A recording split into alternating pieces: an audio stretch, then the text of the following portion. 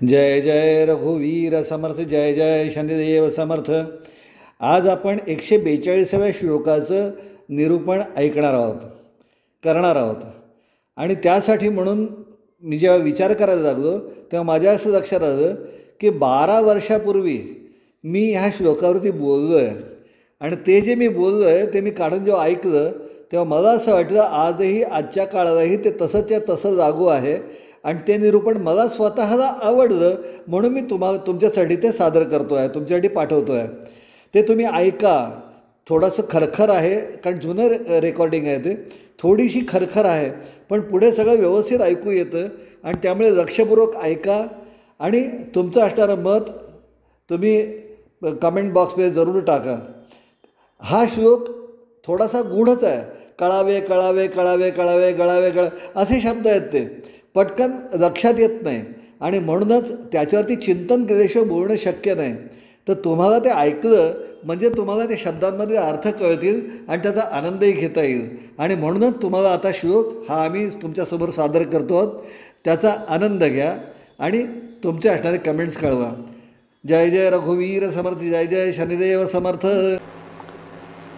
श्लोक असा आहे, कळेना कळेना कळेना ढळेना, ढळेना ढळे संशयोही ढळेना, गळेना गळेना अहंता गळेना, बळे आकळेना मिळेना मिळेना.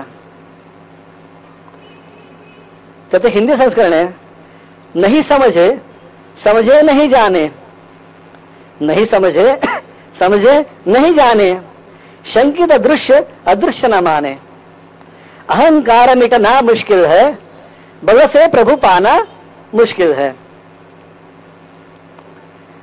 कळेना कळेना कळेना ढळेना म्हणजे काय? कळे ना कळे, कळे ना कळेना, कळे ना कळेना, कळेना ढळेना म्हणजे काय? कळलं असं वाटतं, कळलं तोपर्यंत असं लक्षात नाही कळलं. कळे ना कळे समजल्यासारखं वाटलं बरं, असं वाटतं कळलं, पण नंतर लक्षात नाही, अजून नाही कळलं. आणि कळलं असं वाटतंय तोपर्यंत, म्हणजे कळलं असं वाटतंय तोपर्यंत ढळल्यासारखं वाटतं. ढळल्यासारखं म्हणजे कसं? ढळल्यासारखं म्हणजे हालचाल झाल्यासारखं. अढळ म्हणजे स्थिर, बरोबर, आणि ढळल्यासारखं म्हणजे अस्थिर. अस्थिर म्हणजे काय? हालचाल जाणवणे. म्हणजे अगोदर कळल्यासारखं वाटतं, वाटतं तोपर्यंत कळलं नाही असं वाटतं, लक्षात येत नाही. आणि कळता कळता असं वाटतं तोपर्यंत हलतासारखे वाटते. आणि ढळे ना, हलतासारखे वाटतं तोपर्यंत ढळे ना, ना ढळे ना, न आढळे ना. हलतासारखे वाटते पण शोधायला जावं तर आढळत नाही. आणि न आढळे ना, न आढळे ना, आणि संशयही ढळे ना. आणि न आढळल्यामुळे संशय सुद्धा नाहीसा होत नाही, गोंधळ होतो डोक्यात. हे कळल्यासारखं वाटतं तोपर्यंत नाही कळत, जाणीव होते तोपर्यंत लक्षात पण येत नाही, शोधायला गेलं तर सापडत नाही आणि त्यावेळेस संशय नाहीसा होत नाही.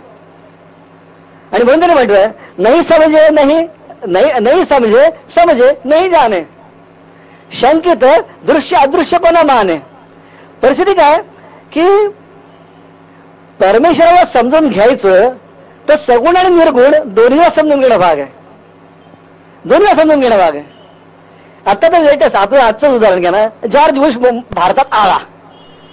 अमेरिकेचा राष्ट्राध्यक्ष जॉर्ज बुश भारतात आले, बरोबर. भारतात आले, हा माणूस फक्त जॉर्ज बुश म्हणून ओळखायचा का? त्याला नाही ओळखायचं, त्याला अमेरिकेचा राष्ट्राध्यक्ष म्हणून ओळखायचं. नुसतं एकतर जॉर्ज बुश आले असते, त्यांचं एवढं स्वागतही झालं नसतं. अशी कितीतरी अमेरिकन माणसं जातात. हा एक माणूसच की अमेरिकेचा, तिथं एक नागरिकच, पण सामान्य नागरिक येणं निराळं आणि जॉर्ज बुश येणं निराळं. आणि म्हणून तो येणार म्हटल्यानंतर प्राईम मिनिस्टर पासून सगळे त्याच्या स्वागताला गेले.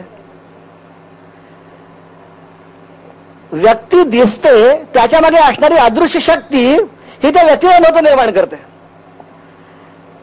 ही अदृश्य शक्ती ही दाखवता येत नाही, ही अदृश्य शक्ती असं नाही दाखवता येत. त्या व्यक्तीच्या मागे असणाऱ्या अदृश्य शक्तीचं अस्तित्व माणसाला जाणवत असतं, त्या माणसाला जाणवत असतं. आपण जेव्हा प्राईम मिनिस्टर भेटायला जातो, ते भेटायला जातो तेव्हा असं डोक्यात धरून जात नाही की मनमोहन सिंगना भेटायला जातो, जेव्हा ते प्राईम मिनिस्टर नव्हते तेव्हा आपण भेटायला गेलो असतो तर आपल्याला दडपण नाही येत, पण प्राईम मिनिस्टर समोर जाणार म्हणजे दडपण येतं. ते दडपण जे असतं ते अदृश्य असतं, ते लक्षात येत नाही. आणि ते अदृश्य जे असतं ना तीच ताकद असते. त्या ताकदीच्या जोरावरती सगळ्या गोष्टी चालू असतात की कळत नाही पण आहे बरं का. हे कळत नाही पण आहे, आणि जे आहे त्याच्या पाठीशी ते न कळणारी शक्ती कार्य करते, असा तो संबंध आहे. भगवान श्रीकृष्ण जेव्हा वावरत होते तर तुम्ही आम्ही वावरत तसंच वावरत होते की. रामराज जेव्हा वावरत होते तुम्ही आम्ही वावरत तसंच वावरत होते. ते माणसासारखं आले, वावरले आणि गेले. पण असं असून सुद्धा त्यांनी जो इतिहास घडवला, जे आकडेशे विकडो पराक्रम केले, ते पराक्रम कसे केले, का करू शकले? कारण त्यांचं दिसणारं जे शरीर होतं त्या शरीरामागे कार्य करणारे जे अफाट अनादी अनंत शक्ती होती, त्या शक्तीचं सहकार्य आणि त्या शरीराची असणारी कृती, या दोन्हीतून सगळं घडत गेलं. अनादी अनंत पसरलेली असणारी शक्ती आणि त्याचं प्रकट स्वरूप असणारे ते फक्त देह, प्रकट स्वरूप असणारा देह, ह्या दोघांच्या असणाऱ्या कॉम्बिनेशन मधनं, या दोघांच्या असणाऱ्या सहकार्याचं जे घडलं त्यातून इतिहास घडला. पण आम्हाला जे दिसतं तेवढं आम्ही समजून घेतो, जे दिसत नाही ते आम्ही समजून घेऊ शकत नाही. कारण काय, ते बघण्याची आम्हाला दृष्टी नाही. आणि त्यामुळे कधी कधी आमच्या विचारांचा गोंधळ होतो. आम्ही गणित मांडताना समोर असणारी व्यक्ती, अवतारी पुरुष व्यक्ती, त्यांचं चालणं बोलणं आणि आमचं चालणं बोलणं हे एकच समजून आमच्याप्रमाणे ते क्रियाशील असतील, आमच्याप्रमाणे ते कृती करत असतील असं धरून चालतो. आणि त्यामुळे अनेक वेळेला त्यांची असणारी आंतरिक कृती ही आपल्याला कळतच नाही. आणि ती न कळल्यामुळे होणारा घोटाळा असतो. रामरायानं समजून घ्यायचं, भगवान श्रीकृष्णाने समजून घ्यायचं, नारायणाने समजून घ्यायचं, समर्थाने समजून घ्यायचं, सद्गुरूने समजून घ्यायचं. तर समजत असताना त्यांच्या पुढे असणारी जी, त्यांच्या पाठी असणारी, त्यांच्या पुढे मागे कार्य करणारी ही सर्व भरून राहिली जी परमेश्वरी शक्ती आहे, तिला समजून घेणं ही गरजेचं आहे.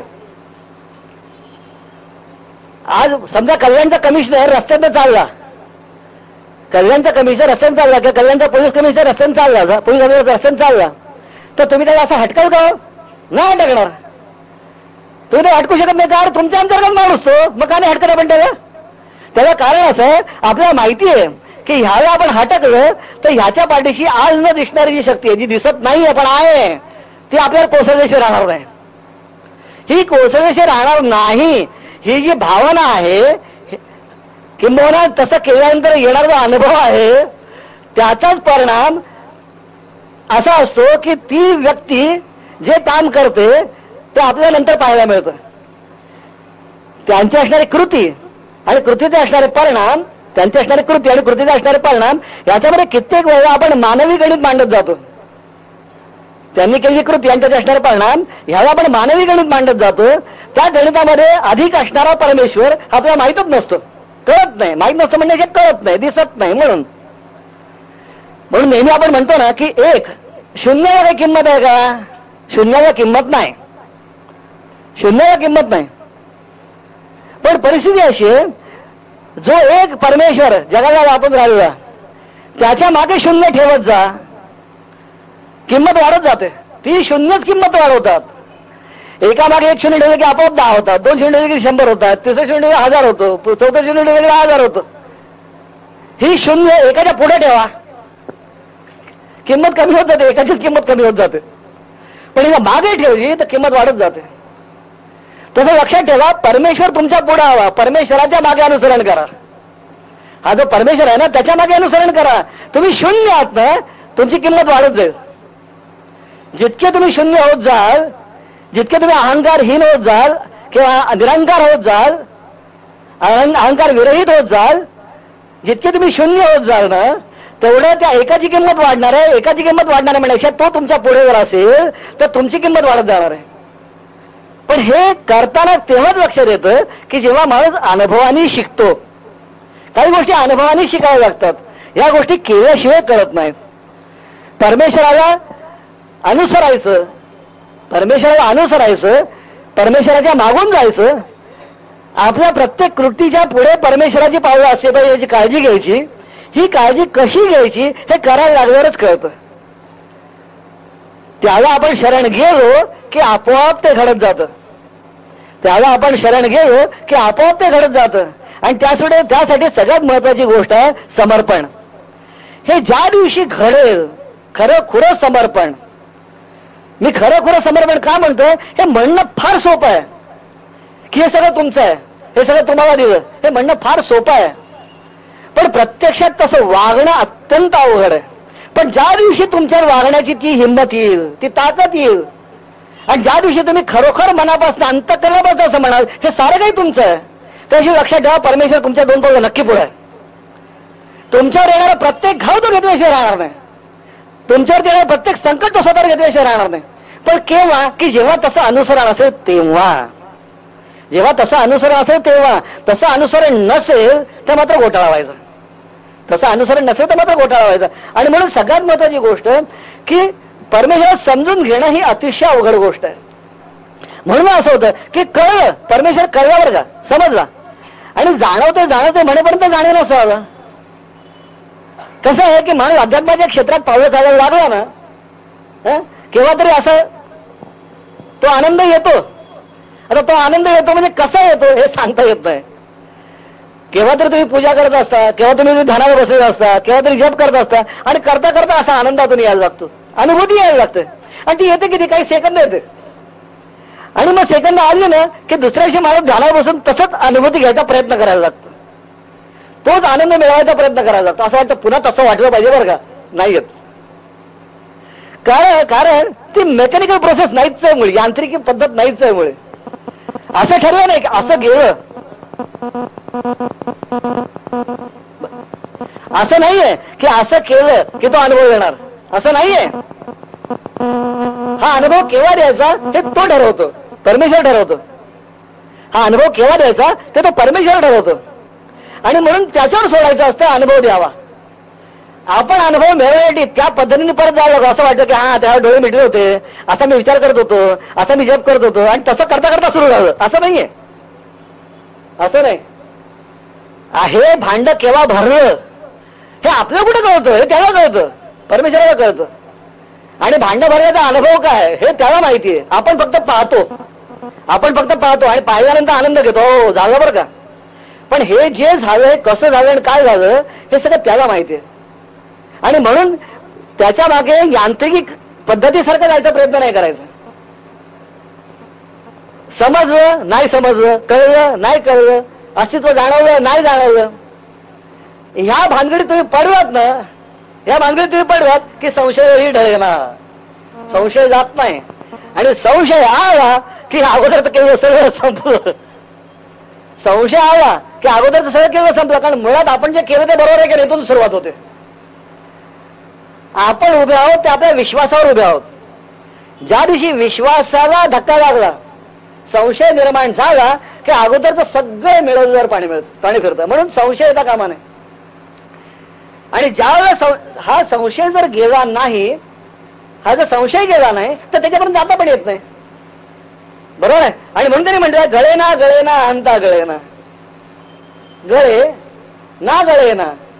म्हणजे असं वाटतंय की अहंकार गेल्यावर का गळला, अहंकार गळला ना गळे, असं वाटतं अहंकार गळल्यावर का. आणि नंतर लक्षात येत नाही अजून आहे अजून. एक सत्पुरुष होते, त्यांना असं वाटलं की अहंकार जायला पाहिजे. अहो गावात राहायचे, ध्यान तपश्चर्या जप सगळं करायचं. म्हणायचे हा आता अहंकार गेल्यावर वाटतो बरं. तेव्हाच कोणतरी यायचं आणि काहीतरी बोलायचं, आणि बोललं की चिडायचे, आणि चिडल्यावर काय झालं आहे अजून. क्रोध गेला नाही, अहंकार गेला नाही. शेवटी विचार केला की आपण जाऊ आता हिमालयात जाऊन बसू, हिमालयात जाऊन बसूया, माणूस दिसणार नाही अशा ठिकाणी जाऊन बसू.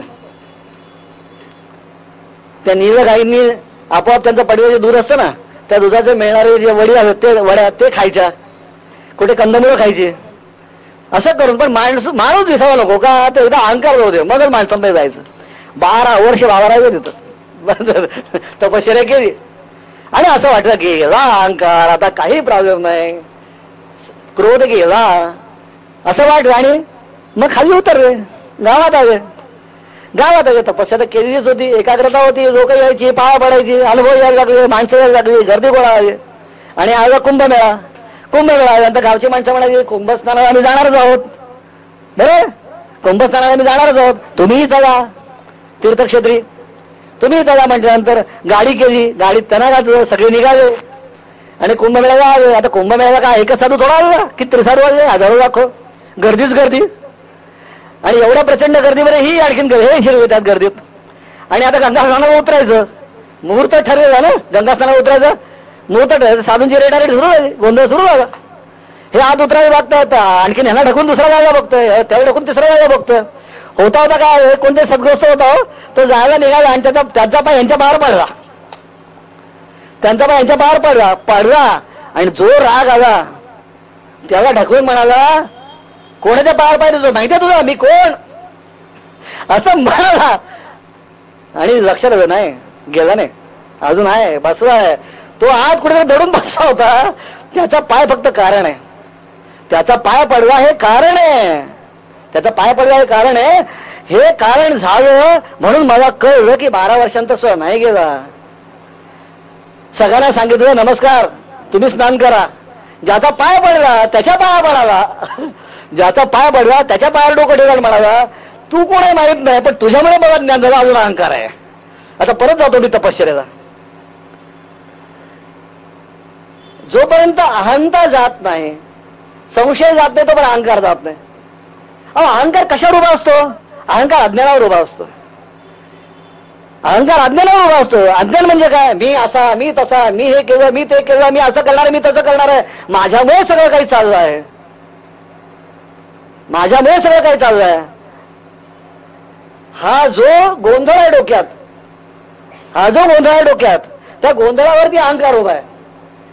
ज्या दिवशी गोंधळ संपला त्या दिवशी अहंकार संपणार आहे.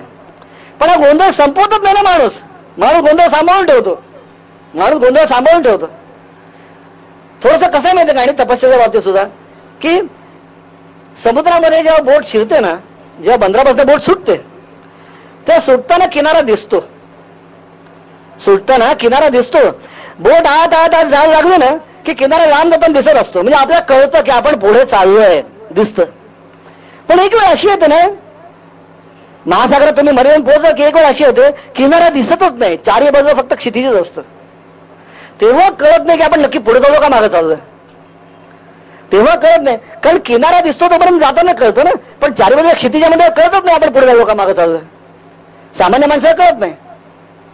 तशीच परिस्थिती आहे अध्यात्माच्या मार्गात सुद्धा. जेव्हा तुम्ही जायला सुरुवात करता ना तेव्हा कळत नाही, समजताय नाही समजत. ह्या गोंधळामध्ये कित्येक वेळा आपण नक्की पुढे चाललो का मागे चाललो हेच कळत नाही.